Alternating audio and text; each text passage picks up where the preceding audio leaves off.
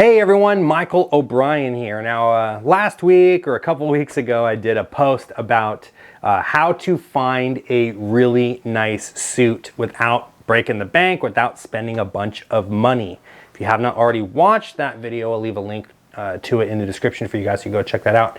But some of you had some questions for me, and one of those questions is, okay, cool, so maybe I found some places I can go to find a suit. But how do I know which suit is right for me? How do I know if it fits me properly? How do I know, yeah, maybe this suit is cheap, but does it look too baggy on me? Is it too small for me? Can I have it tailored? What does that even mean to have a suit tailored, right? If I'm an extra small, can I buy an extra large and have it tailored to fit me properly, and all of those things? So we're gonna answer all of those questions in this video.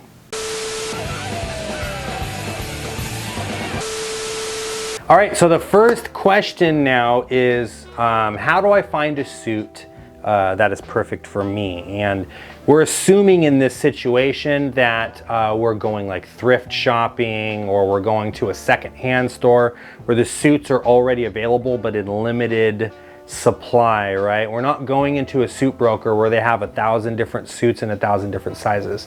If you're able to do that, that's probably the best, because you can find a suit that fits you perfectly, and then they can tailor it to make sure that it really fits you really nicely and all of that stuff.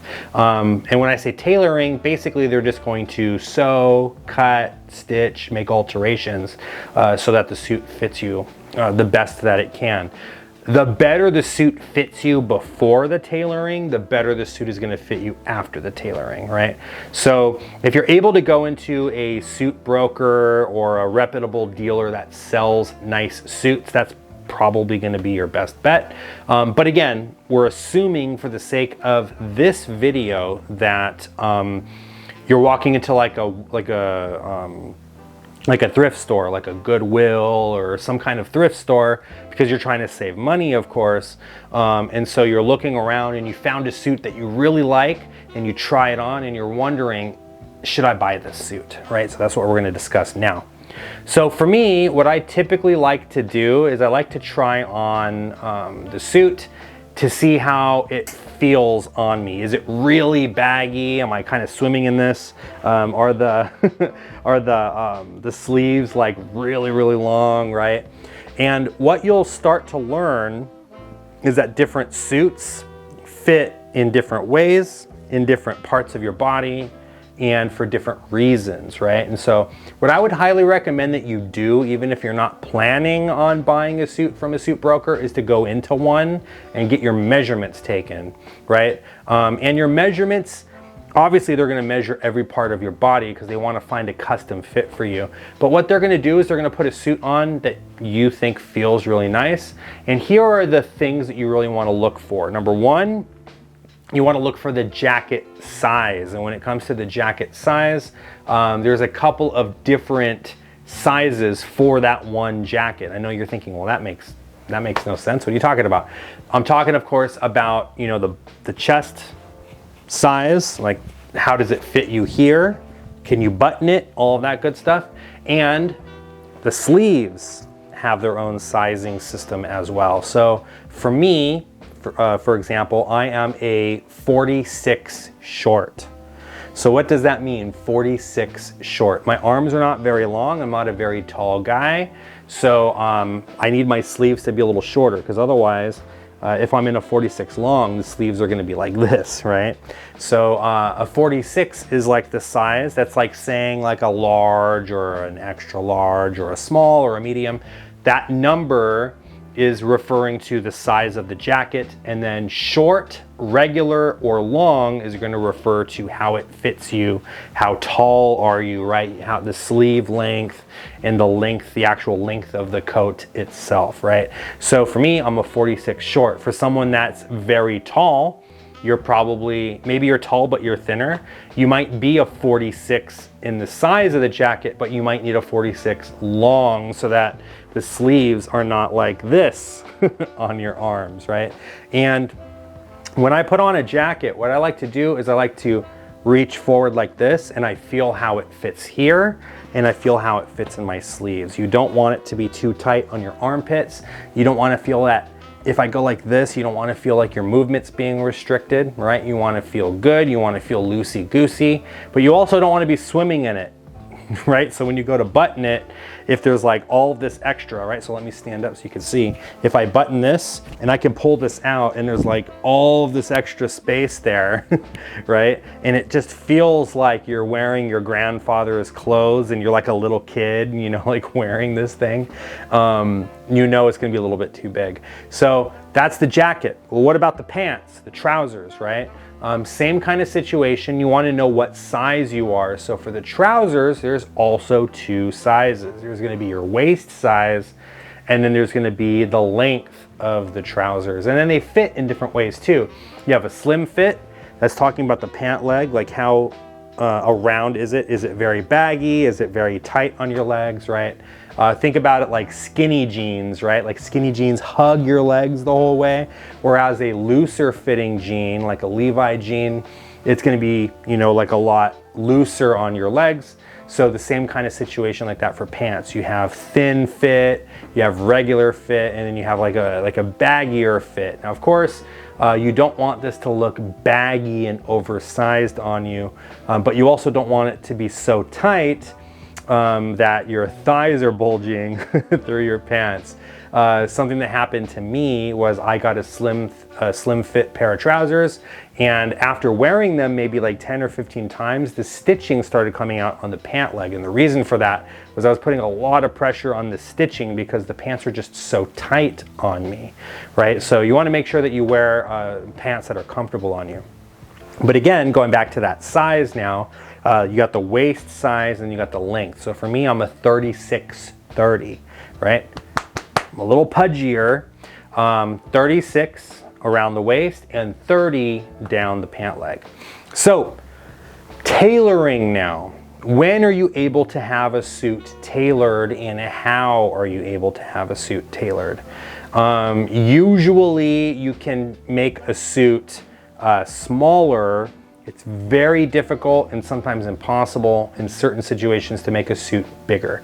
There is such a thing as letting it out, like letting the pants out. They might be able to put an extender in the pants, or even a bit of fabric that stretches so that when you go to put them on, they stretch out a little bit so that they fit you better if they're a little bit too small. But for the most part, it's going to be very difficult to make clothes bigger if they're too small for you. So if anything, you want to find a suit that either fits you perfectly or maybe is a little bit too big, and then that way you can tailor it down to your size. It's going to be a lot harder to tailor up to your size if you find a suit that's too small for you. So for example, let's just say I'm a 46 short in the jacket and I am a 36-30 in the pants, and I'm looking around and I'm at Goodwill and I find a suit that I absolutely love the style. Let me go ahead and try it on and see how it feels and all that. And what I discover is that it's a little too big for me. It's actually a 48 regular in the jacket, and it's actually a 38-36 in the pants. So this is probably meant for a taller person to be wearing. Someone that's a little shorter like me probably shouldn't be wearing this. And of course, it's for someone that's a little bit bigger than I am, right? So now I have a judgment call to make. How much bigger is this thing on me? Am I absolutely swimming in it? Or is it just a little bit too big for me? And let's just say I try it on and I like how it feels. It's a little too big for me, but I feel pretty good in it. Hey everyone, so sorry for the interruption. I just wanted to take a quick minute to thank the newest members of the mob for joining. Thank you guys so much. It's because of you that I'm truly able to keep this channel going. You're gonna get early access to videos, you're gonna access tutorials, lectures, and even get one-on-one access with me where you can pick my brain about anything that you like. If you guys would like to join them and become a member of the mob, please click the join button, or you can click the membership tab right here on the channel for more information. If you guys would like to see some more awesome magic, please head over to my online magic shop at o'brienmagic.com. And as always, if you enjoy these videos, please go ahead and click the subscribe button and ring the bell so that you'll be notified every time I upload a new video. Thank you so much for the interruption, And now back to the video. So now the next thing I'm gonna do is I'm gonna go to a tailor, and what the tailor is gonna do is they are gonna take my measurements. They're gonna have me try the suit on. They're gonna see how it fits. They're gonna make little adjustments here and there. They might put pins or tape, or they might use chalk or something to mark different parts of the suit. And their job is simply to make it fit you as best as possible. They might tighten the waistband. They might shorten the leg length. They might shorten, or if possible, even let out some of the arm length. They might shorten or tighten the waistcoat so that you're not swimming in it. The fabric is pulled a little bit tighter in the back so that it fits you a little bit tighter, and all of these things.